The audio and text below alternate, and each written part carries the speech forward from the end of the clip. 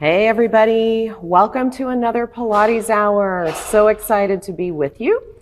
We're going to explore the tendon stretch today, which I know probably really interests some people and probably terrifies some people. So I'm glad you joined and signed up to explore this movement.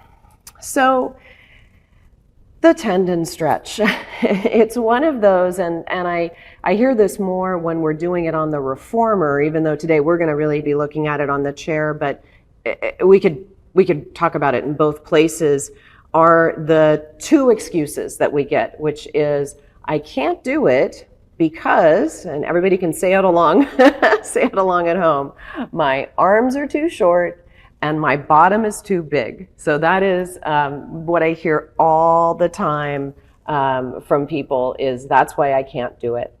And I don't really believe that.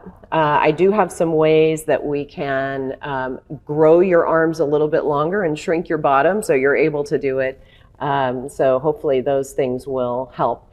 And we do know that it's not, it really isn't about that. What is not happening for most people is the spine is actually too long.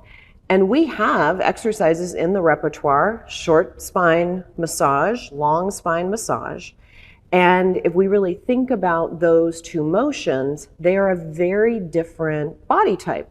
So in short spine, you're rolling over, and depending on the length of the cords that you're using, it might be a little taller or a little shorter, but it's kind of halfway between a tall shoulder stand and a full rollover. It's in the middle somewhere. And the spine is pretty rounded there.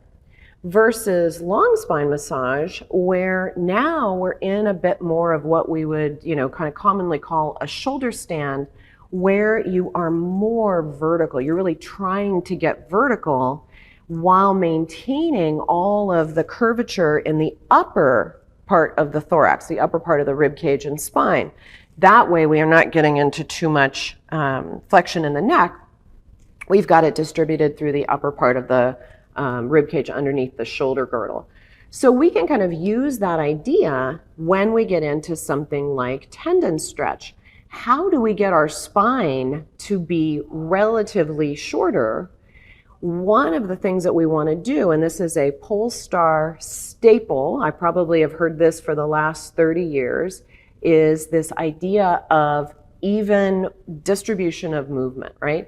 And we're not looking at the force part of it so much today, although that will happen. We won't be, really targeting one area. We'll be trying to get the spine to be curved, really pretty evenly from head to pelvis, is this idea of putting more flexion in certain parts and a little bit less flexion in other parts. So I put together a whole bunch of mat exercises that you can do wherever you are. Even if you're at your desk, you can even just kind of stand up and do it in space. If you're sitting in a chair, you could do it. If you have a mat available or somewhere where you're sitting right now, to do a few of these motions so that we can start to, again, have an entry point for people, our clients, if you're a teacher, or for yourself, if you're learning some of these exercises as a student, you're going to get some entry points where you can start to go, oh, okay, I don't move so much here, or I move a lot here, and how can we even that out? So the first thing that we're going to start with is the quadruped exercise with the spine movement. It has so many names. So we'll think of it as flexion and extension, or cat and horse, or, however you know it. That's where we're going to start first. And if you do take class with me, you've heard me direct this way, but I thought it'd be fun for us to be able to do a bunch of things together, and then we'll get onto the chair and do the motion there.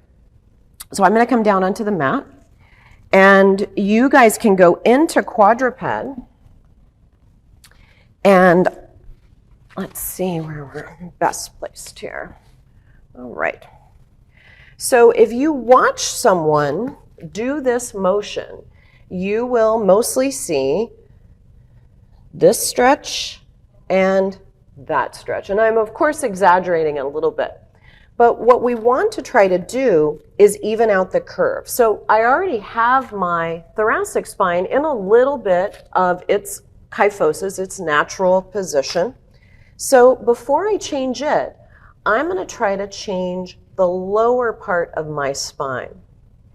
And that way then, if I wanted to, like maybe I wanted to do something like rolling like a ball, I could then increase the curve through my whole spine a little bit more, or I could keep it more broad. And the same thing when I go into extension. So as I start to move my spine into extension, I already really move easily at my lower back. I don't really need to practice extension there. I need to pause that for just a moment and start to let my upper back change position. Now, it's not very much movement that we have going into extension in our thoracic spine. So it's not maybe going to look like what you expect it to look like, some giant motion. It's actually much more subtle than that.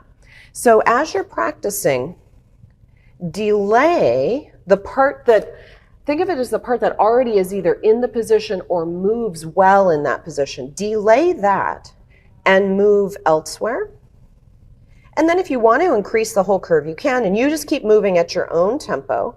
Delay where it already moves a lot and move more somewhere else. And so that's going to be more lower thoracic and lumbar flexion and more thoracic extension, because we already can move our head and neck a lot and our lower backs a lot. Now keep going a few more times and make it now seamless. So you're not stopping to think about it, you're just going. And notice if you can start to figure out how to do that kind of on the move, right? So you're not thinking so much about it. This is such an important concept for people as new movers to this work. I just can't explain, how many little light bulbs go off when people go, oh, that's what I'm supposed to do? Because they just move like water in the path of least resistance. So it's quite easy to just kind of just do it, and you think you're doing well, and you kind of hope for the best. So all right, so the next one I'd like to do, I'm actually going to go sit, let's see, I'll stay sitting on the mat. We're trying to minimize the amount of camera moving. So we're going to do a seated pelvic clock. So I often teach this, and I of course learned this from Brent. I teach this right before I'm going to do the box work, either sitting on the ladder barrel, all the short box work, or sitting on the short box on the reformer. So this is a place that I teach it often. But sometimes I'll just teach it sitting in a chair or sitting on a stool, and give people the idea of what all goes into this particular motion. And this isn't so related to tendon stretch, because we're going to get into the flexed position and just stay there. But it is, again, it's a way of thinking about movement and distributing movement where we might not already, seek that movement, right? Especially as novice movers. So I'm going to again use the moon box. I think we'll be able to do it this way. And so in your chair, it's probably not great to sit down on the floor. You're not going to have enough space to move. But sitting in a chair, on a stool, or something up a little bit so you can have your legs out at ease. Start to, without moving the top of your head, roll a little bit behind your sit bones and a little bit in front of your sit bones. So a seated pelvic clock, back and forth. And see, a lot of times when this is your first go at it, people want to start moving this way or getting shorter and getting taller. But just see if from the kind of the top of your waist up, you can just stay and go back and forth. And it should have that same really luxurious feeling we have during pelvic clock, not the, I'm now doing it, right? It doesn't have that feeling to it. So even if you needed to move a little bit more first, and then kind of bring it back together where you can rock back and forth easily. So that's the seated pelvic clock. And people really miss the idea of how much movement there is at the spine and the hip joint. And so that's something you can give people. It's very easy to do. Everybody can do it. There's no, unless the movement itself bothers somebody of going a little bit too much into extension or flexion, it's really fine because we're not changing the upper back. So that's another different one that you can do with people. All right, now we're going to do another long sit. So if you're on the floor, come back down. And I think you could probably also do this sitting in a chair, but be careful and be mindful of where you are. All right, so I like this little preparation and demonstration also for stomach massage. I feel like, and I don't know if that's come up in any of the lists of, hey guys, tell us what exercises you want to review. But as a teacher, when I'm working with students, and often in our transition or our bridging series that we have, people will say, oh, I learned stomach massage years ago, but I just don't get it. I do it, but I don't get it. So this is one that has helped me put some meaning behind it. I don't know what the original intention was. We know what we think it is, but I don't know every little piece of that. But this helped me kind of come to it. So you're going to go into your long sit. And again, be mindful if you have any bone density concerns. Just don't go into a lot of thoracic flexion. And you can lean down. You could just kind of bring your head all the way down. Put your hands beside you on the floor and maintain the shape of your body and lift yourself up and then down. And you can just do it a couple of times. It's not, you may leave the floor, you may not. That kind of depends again on how long your arms are, not really, or how much curve you can get in, up and down. And then try to do it again, but don't use your hands. So this is where levitating comes in really handy. I've not seen anybody levitate yet, but I'm sure one of these days it will happen. I don't know what I'm going to do when that happens, but we'll see. I'll let you know. So round yourself forward. And what if you were going to try to do this lift again, but you didn't use your hands? What would you have to do to accomplish that? So what we kind of start discovering is that my hip extensors start to work a little bit. They give me some stability and contrast so that I can also move my spine into a little bit more flexion.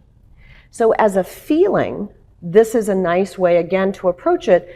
Think back, again, if you've been doing this exercise for 20 or 30 years, you may not really remember what it was like when you first learned it. So kind of put yourself back in that place of being a beginner, and what was it like? Would this type of motion help you? I think so, because it is, when we get up onto the chair, it is the motion, or is the position that we're going to be in when we're there, and then getting that sensation. Stay in your spine stretch position, or your long sit position, and let's compare now some different ways to do just the regular spine stretch exercise. And many different people do it and teach it many different ways, even outside of Pilates. And we can look at maintaining the kind of lower back area, lower rib area, and pelvis, and simply rounding in the upper back.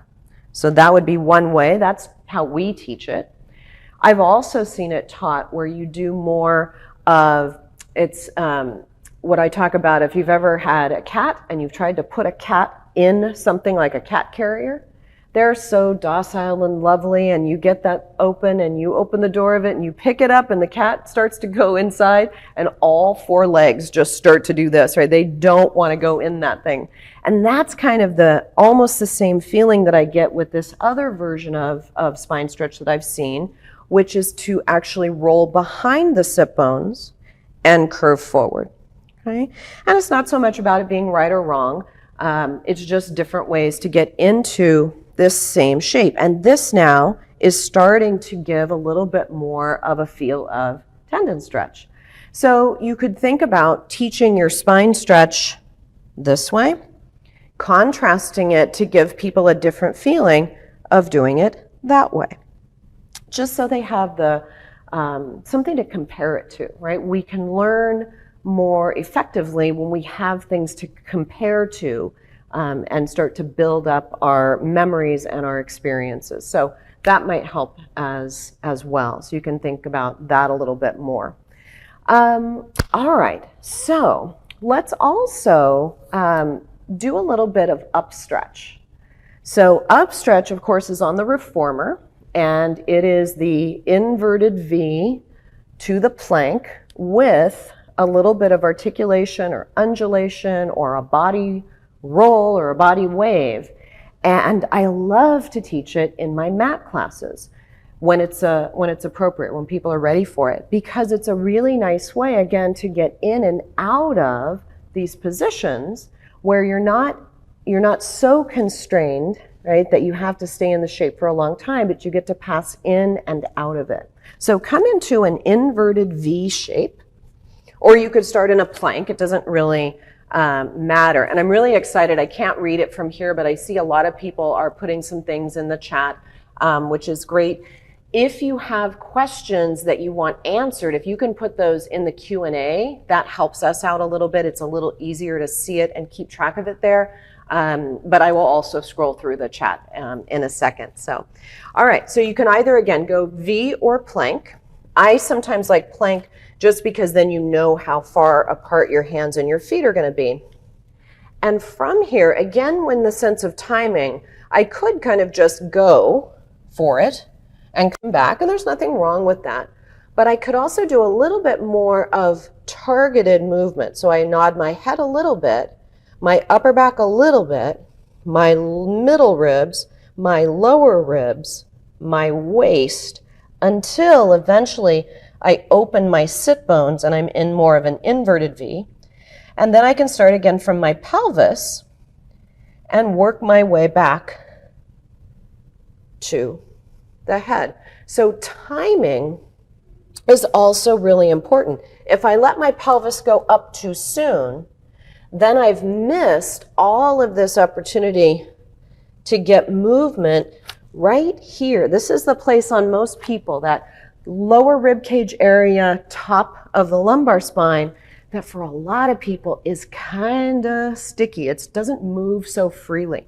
So when you are mindful of the timing of it, now I can actually work in that area to get movement before I get to my inverted V. Okay?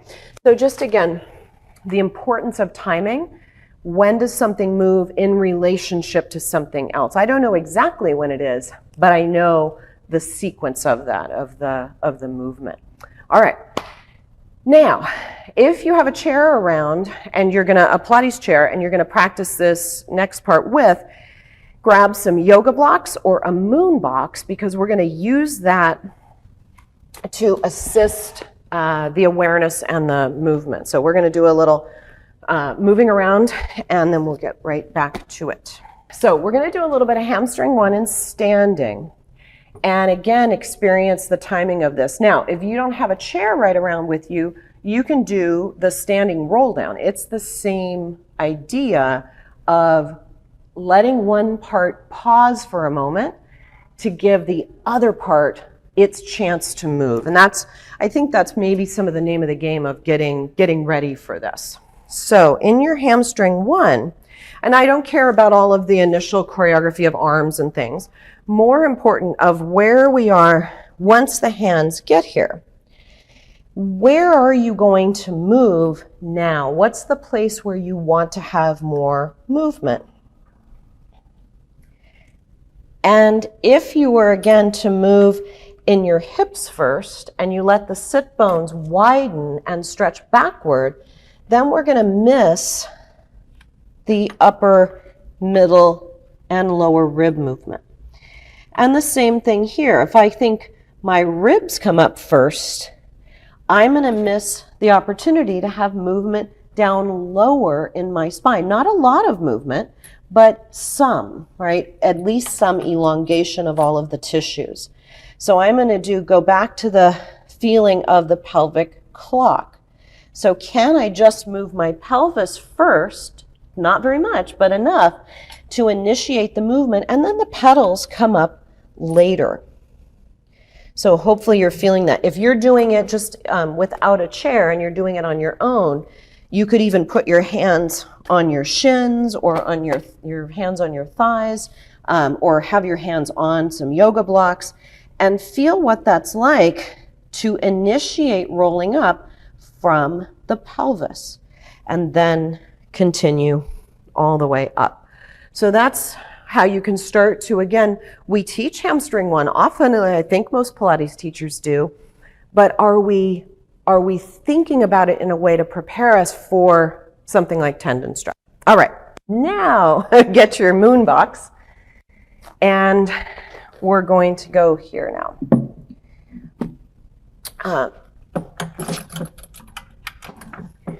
So as I mentioned in some of the material, the emails and things that went out, it's a little scary the first time you go into this. At least I've had clients tell me that. I was like, oh, I'm not so sure about standing up and the pedals are moving and my body weight is potentially going forward instead of staying contained over the chair.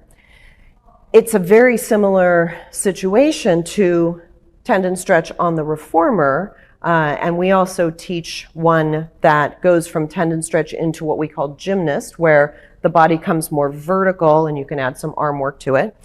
But that initial slide through of the reformer, or the initial kind of almost somersault feeling on the chair, I've had people like, oh, I don't think I can do this. So I thought, how can I get somebody into the position without them actually being, at risk of falling or losing their balance, or even if those things didn't happen, just the feeling of it. So one of the things I thought is just to practice it without that, right? So I've done it even here. Stand up, sit down, right? If you can get somebody to do that, they can start to understand how it goes. So I thought, well, let's try to get it even closer to the position and have the feet on the pedals. And so when I push down, now nothing's going to go anywhere.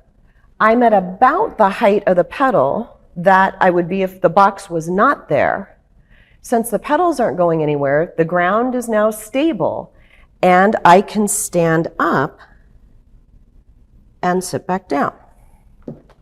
All right, so now my whole nervous system, everything has gone, yeah, okay, I can do that. I've done that before. And sometimes I will just do this several times. I'm not too worried about the technique of it yet. I'm just wanting people to get into the position and feel comfortable. So that may be it. Push down, stand up. I could have them in this position start again to do a little bit of the cat and horse, right? Or the feeling of the pelvic clock. They can't go very far, but they can start to understand, oh, this is what it feels like when my sit bones have widened, and this is what it feels like when I'm more round. So that's another useful piece for this part. The same on the reformer. And I will say, be mindful of your cueing here, because we do talk about the pelvis going up, and it does. You're going to come down and up. The pelvis does rise. But I hear cueing about reach the sit bones up and back. If I do that, right, imagine if your clients took everything you said literally. If I do that, I now have created a long spine, and I'm not going to have the capacity to get past the edge of the chair with my pelvis. So it's going to look something like this.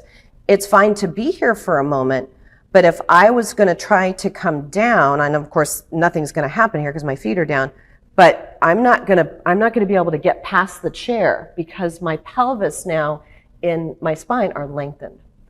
If I am rounded, now I have the capacity to glide in front.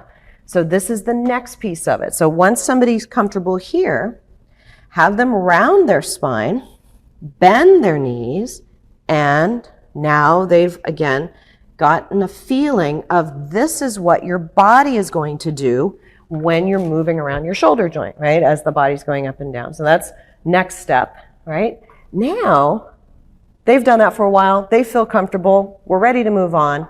Get rid of the box, but do the same basic motion. So we aren't going to add right away coming up and down. I want to know that they can keep the pedals in place and come up and down without going anywhere. It's familiar because they just did it. I'm going to keep the pedals there. Whatever height works. It's not about it being in an exact place. Just let them press to where it feels like they have enough tension. And then from there, stand up and sit down. First couple of times again, I'm not too concerned if the spine is long or short. I just want them to have the feeling of stand up, sit down, stand up. Right now, I could even exaggerate sticking the sit bones wide, right? The thing we don't want to do, to provide some contrast and then go back into it. Right, here and here, until they start to understand how to keep the rounded shape and start to move a little bit. Maybe they move, I don't know, 2 inches. It doesn't really matter so much. It's not about moving a lot. It's just about having some movement. So those are some of the ways that I will get people into this exercise. Since we've been talking a little bit about the reformer, we don't have one here today, but since we were talking about it, I'll put in a couple of little tips for that as well. One of the things that's really important on the reformer, because again, now your base of support, so to speak, not in terms of is it big or small, but where is your body weight in relationship to the spring? The spring and you are going up and down. In the reformer, of course, you're going forward and back. And that back feeling is what gets people behind the foot bar.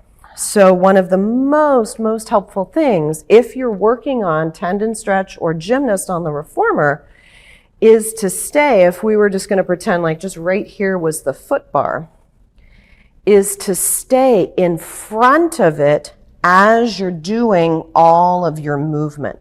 The moment, again, you let the sit bones widen and the whole pelvis goes back past the edge of your foot bar, you're at a mechanical disadvantage. You actually can't really, I'm sure some people can, but most people get so far back, they don't have anywhere to move. There's no space left to do anything. You're just kind of stuck back.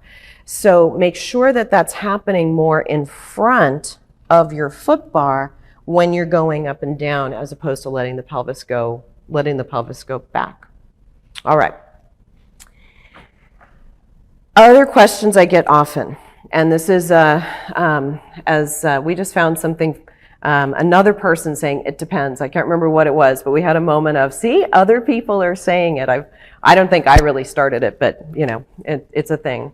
So should I be on the ball of the foot or should I be on the heel?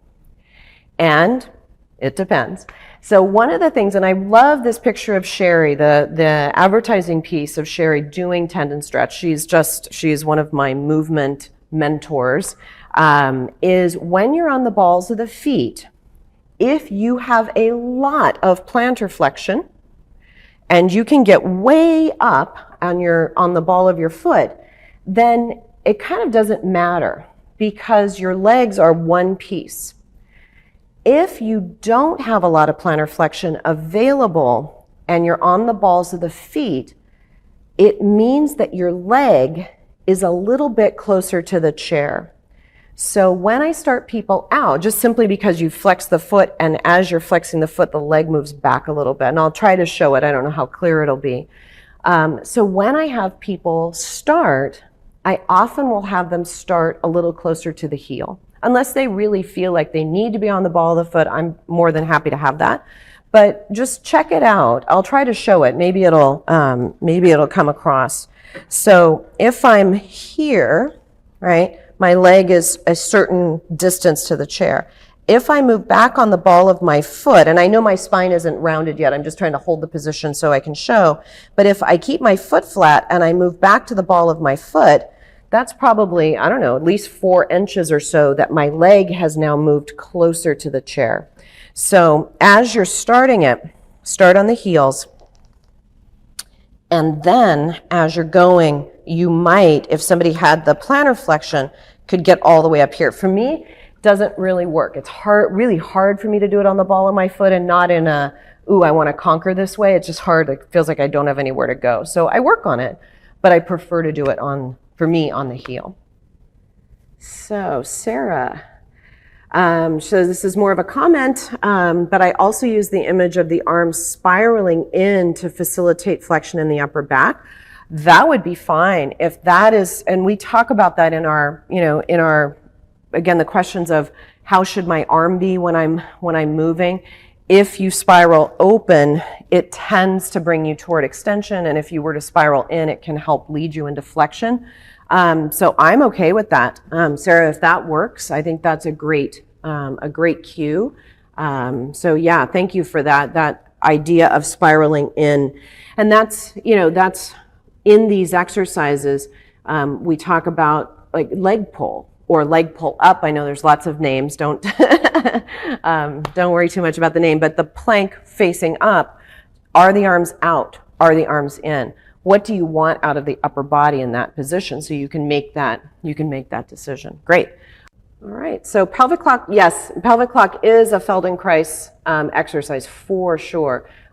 Yes, definitely not making any claim to that, but I use it a lot to teach that. So I can see their institute from my home window.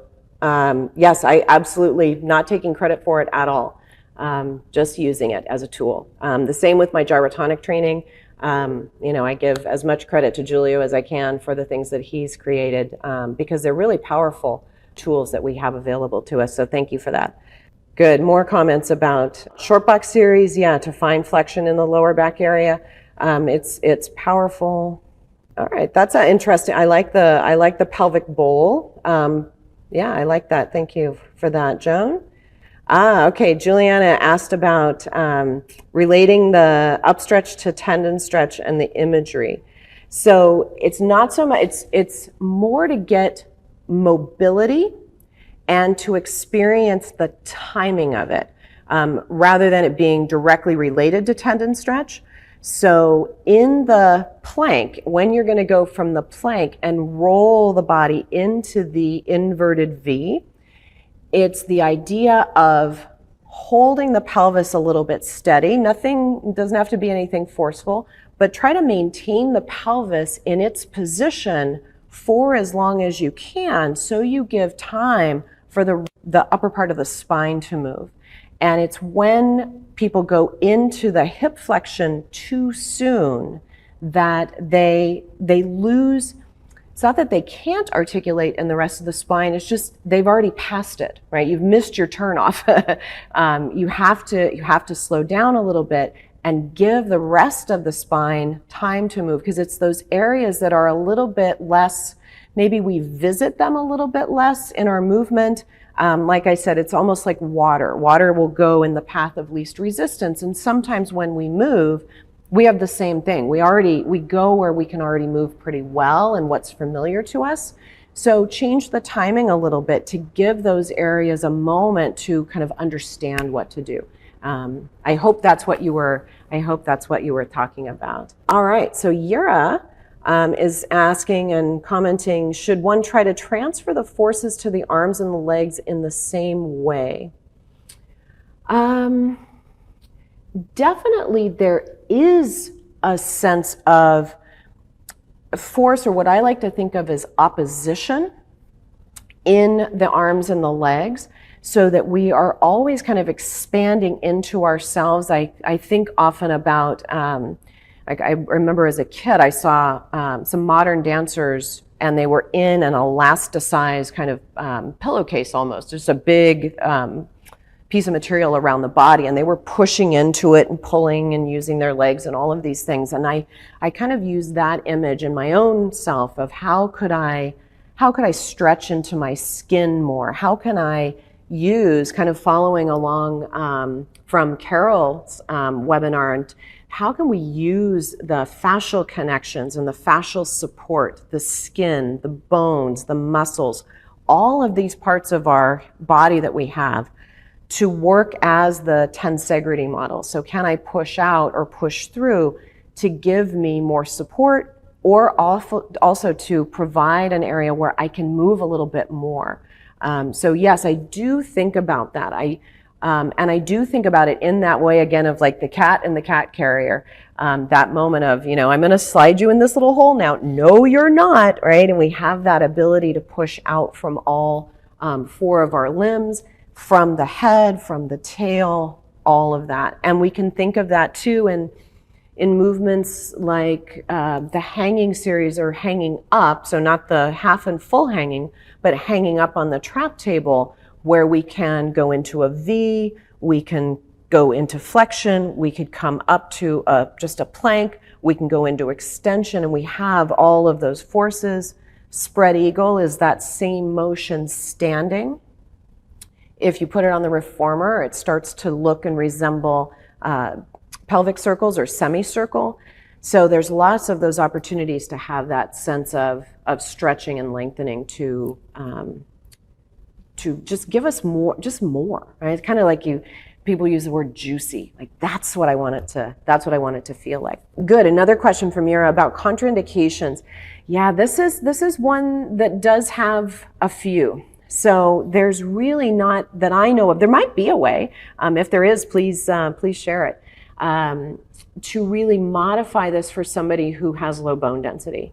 You are in a flexion moment pretty much through the entire movement. You can come out of it a little bit, and I've done short bits of the movement, but it's also one, so you have the position of the spine in flexion. And another thing that we need to keep in consideration is raising our internal pressure. So whether it's intrathoracic pressure or intra-abdominal pressure, if I go into flexion and I get my muscles working a lot and I hold my breath, right? That's another added level of force through the spine. So this is really pretty much a no-no for somebody with osteoporosis. It is also a big stretch through the nervous system. So if you, and I have people experience this just so that they can feel it sometimes, not the full putting too much stress to the nervous system, but if you're in your long sit and you go into a spine stretch, when you get out of bed in the morning, sometimes you might bend down and bring your chin closer to your chest and you feel that little tingling feeling, or any of us pretty much nowadays from being on the computer so much, if we take the hand out and you start to move your fingers back and you stretch your arm, you'll start to feel that little bit of tingling or sensation through the nerves, and that's just the nerves being put on stretch. It's normal to feel that. It goes away. But if you have an injury, if the nerve has been damaged or injured, and you have now a moment where you don't want to put that on stretch, this would be the absolute wrong position to be in. So you're in hip flexion and spine flexion. People often bring their chin even closer to their chest than they should. The feet might be dorsiflexed, and that's a way that you can increase the stretch on the nerves from the spine all the way out through the lower extremities. So if somebody had an acute sciatica or acute neural tension problem, whether it was in the spine or the legs, this would be a no-no. But you could work back to somebody being able to do this. So oftentimes the things that are contraindicated in the beginning are the things that we want to actually work toward being able to do as somebody's going through their rehabilitation. So if somebody had that, just check with the physical therapist or their physician or whoever they're working with to know about that. I wouldn't do it with somebody who had, again, like a tendency to hold their breath, and any more, high blood pressure is pretty much controlled with medications, but it is someplace, again, that the head is going down. So it makes me think of kind of uncontrolled hypertension, where they might be in a position, for a while holding the breath, and the change in pressure, glaucoma, reflux, all of those where there's an inversion precaution or a pressure change precaution, I would be careful about that. Usually it's not so much of a problem in the shoulder girdle. Most people's problem in the shoulder is either raising their arms up overhead or reaching up and behind their back, like often for women, doing and undoing the bra strap, things like that. But obviously if that was a problem, I would not have them there, or risk precautions and things like that. But those first ones are some of the biggies that I would think about on that. All right. Oh, great question, Jean. So Jean is asking, do most people learn tendon stretch better on the reformer first or the chair? I don't really, I feel like people do it better where they do it better. And sometimes it's where they first learn it. And since so many people take reformer classes, that's the place that they learn it. I think that with the preparations that I showed as far as standing up on the moon box and things like that, I think it makes the chair a lot easier for people to learn because they can experience it first and then slowly take their way into it. Whereas the reformer, you can do a small swing back and forth, but a lot of times getting back up, because again, the push of the spring up is going to help you on the chair. The push of the spring back, right, because it's horizontal, sometimes again pushes people over the foot bar and then they can't get up. So I think sometimes it's more frustrating on the reformer. But I don't know. I would love to hear what you guys, if you guys have seen it, or if you've had successes in one place or the other, or I just kind of feel like it's challenging, and then you give them little baby steps and then they can do it. But that's a good question, Jean. I'll keep track a little bit more of how I'm introducing it to people. Jocelyn, hey Jocelyn, love to hear your thoughts on single leg tendon stretch. Yeah, it's a thing. So we definitely do the version single leg.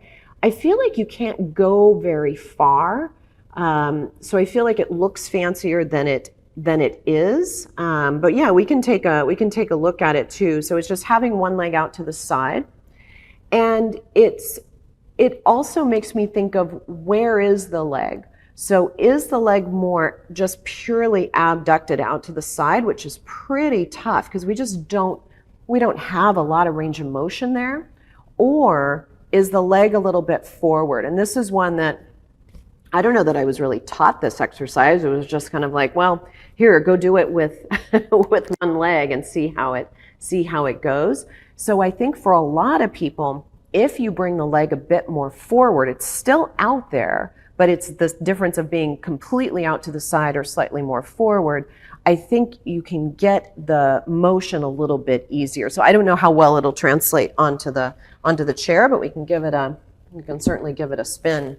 And maybe, and this is one I don't do, maybe you're thinking about the one where the leg is to the back, because that is another version. So we have the single leg version where you might be this way, right? Obviously hands on the chair, but the hands are straddling the leg and the leg is to the side. The other version, and I just don't have enough hip extension to do it very easily or very well, is where the leg is behind and you're in more of a split. So if you were thinking about that one, I think that you need to have a good amount of hip extension, which we don't really think about. We always think about it being this, core exercise, or, it's a really strong exercise, but we sometimes don't, at least when I've had it taught to me and the leg goes to the back, we're not really talking about, does somebody have good hip extension? Because that's what you have to get the leg up there. And it's even more challenging because you're in a flexed position. So if I could be there with my leg behind and my pelvis could be a little bit more neutral, not so hard. But I'm doing this because my spine is round and I'm in this position from my front leg through my torso, yet I'm trying to get this leg to be straight. And at some point, which it's tug of war, which one's going to win? So I think that one's a pretty tough one. And so maybe somebody who is a little bit smaller is going to have a tougher time. Again, just the width of the chair, front to back, things like that. You can kind of look into.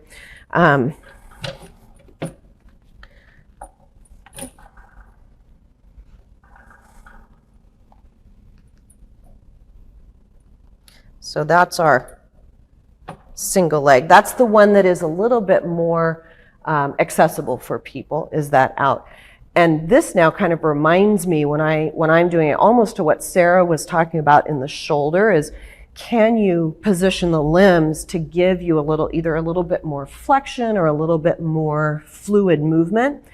So almost like that feeling of the shoulder helping me get into flexion, I often think of this leg, instead of it just sticking out there, I'm kind of thinking of it almost rolling up and rolling through. And it doesn't really do that, but when I have that image of it, it kind of helps the rocking motion. So those are some things that I think about for that one.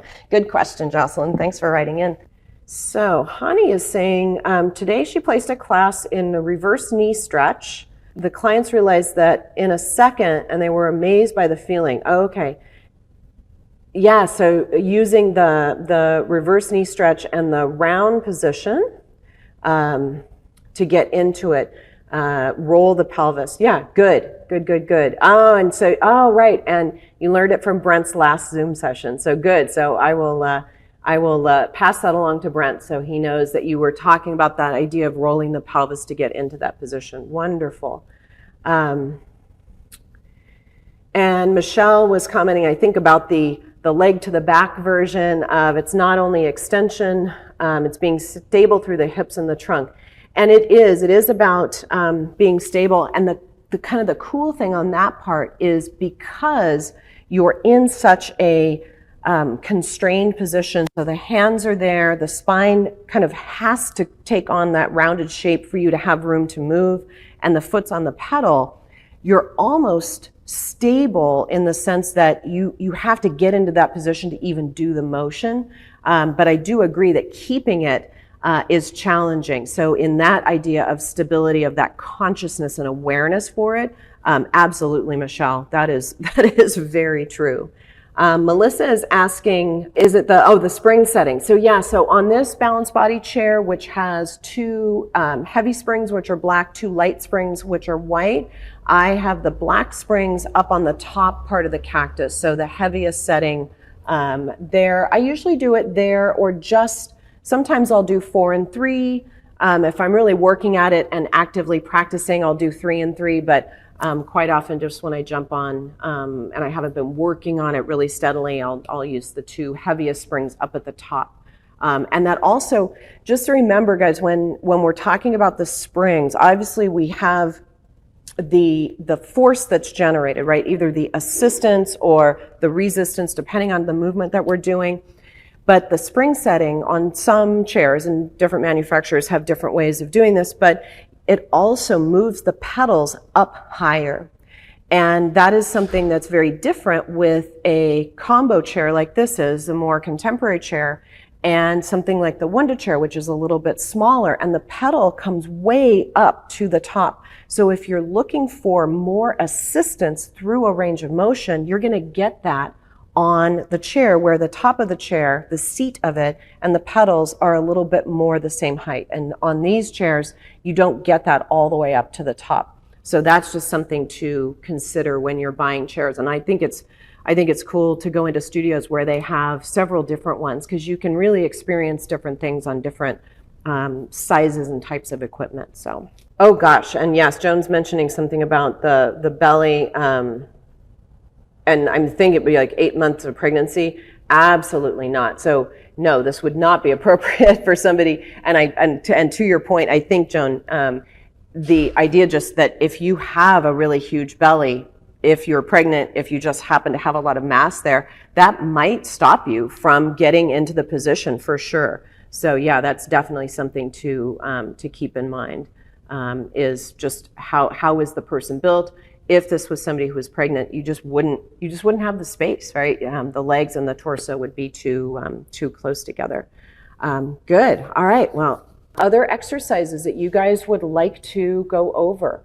I'm always happy to take on any ones that you want to review and practice. I love doing that because it makes me even go deeper into some of the movements and think, why is it this way? Or how could I do this with a different group of people a little bit easier? Where's the first time that I can start working with somebody on this exercise, even though they're a beginner?